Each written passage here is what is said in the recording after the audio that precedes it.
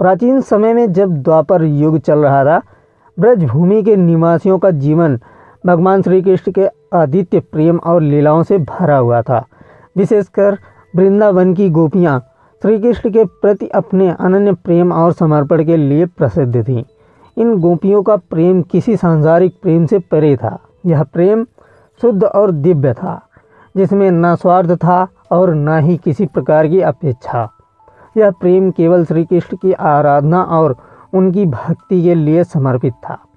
श्री कृष्ण के बाल रूप ने गोपियों के दिलों में विशेष स्थान बना लिया था। उनकी मधुर बांसुरी की ध्वनि सुनकर वृंदावन की गोपियां अपना सारा काम छोड़कर उनकी ओर खींची चली आती थी। श्री कृष्ण की बांसुरी की धुन में ऐसी मादकता और आकर्षण था कि गोपियां अपनी सारी चिंताओं और सांसारिक बंधनों को भूल जाती थीं। उनका प्रेम इतना गहरा था कि वे श्री कृष्ण को अपने प्रियतम मित्र और ईश्वर सभी रूपों में देखती थी। एक दिन श्री कृष्ण ने गोपियों के प्रेम और भक्ति की परीक्षा लेने का निर्णय लिया। उन्होंने अपनी अद्भुत बांसुरी से ऐसा संगीत छेड़ा कि पूरे वृंदावन में केवल उसी की ध्वनि गूंजने लगी। रात का समय था, शरद पूर्णिमा की चांदनी रात थी।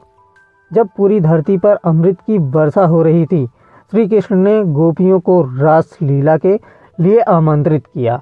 जैसे ही गोपियों ने वह धुन सुनी, वे अपने घर परिवार, कर्तव्यों और सभी सांसारिक बंधनों को छोड़कर श्री कृष्ण की ओर दौड़ी। उनकी आंखों में केवल श्री कृष्ण के दर्शन की लालसा थी। वह मोहक संगीत उनकी आत्मा को पुकार रहा था। श्री कृष्ण ने यमुना किनारे वृंदावन के वन में गोपियों के संग रास लीला आरंभ की।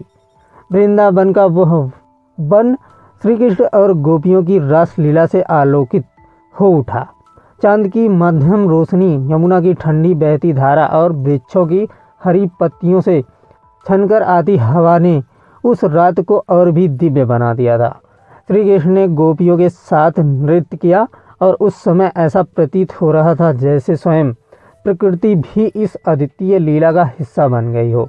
रास लीला केवल एक नृत्य नहीं था, यह आत्मा का परमात्मा से मिलन था।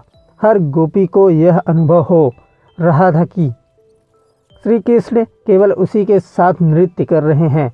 यह श्री कृष्ण की मायामयी शक्ति थी, जिसके द्वारा उन्होंने हर गोपी के साथ अलग अलग रूप में नृत्य किया।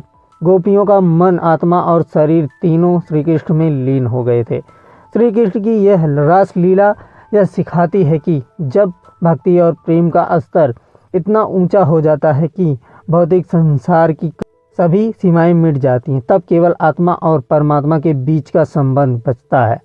गोपियों का प्रेम इस संसार की हर माया से मुक्त था। वे श्री कृष्ण से किसी प्रकार का स्वार्थ या भौतिक सुख की कामना नहीं करती थी।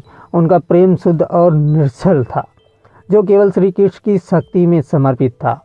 श्री कृष्ण भी इस प्रेम को समझते थे और इसलिए उन्होंने रास लीला के माध्यम से यह दिखाया कि भगवान अपने भक्तों के प्रेम में कितने सरल और सजीव हो सकते हैं। रासलीला के दौरान श्री कृष्ण ने यह संदेश दिया कि जब भक्त अपने ईश्वर के प्रति पूर्ण समर्पण करता है, तो ईश्वर स्वयं उसकी हर इच्छा पूरी करते हैं और उसे अपने समीप रखते हैं। रासलीला केवल एक कथा नहीं है, बल्कि यह एक गहन आध्यात्मिक संदेश भी देती है।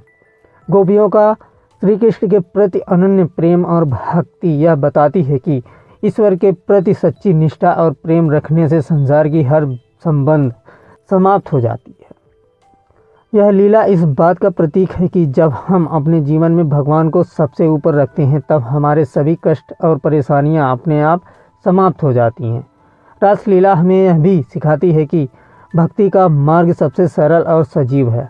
जब हमारा प्रेम शुद्ध और निष्कपट होता है, तब भगवान स्वयं हमें अपनी शरण में लेते हैं। गोपियों का श्री कृष्ण के प्रति यह प्रेम अद्वितीय और अटूट था और यही कारण है कि यह रास लीला आज भी भक्तों के लिए प्रेरणा स्रोत है।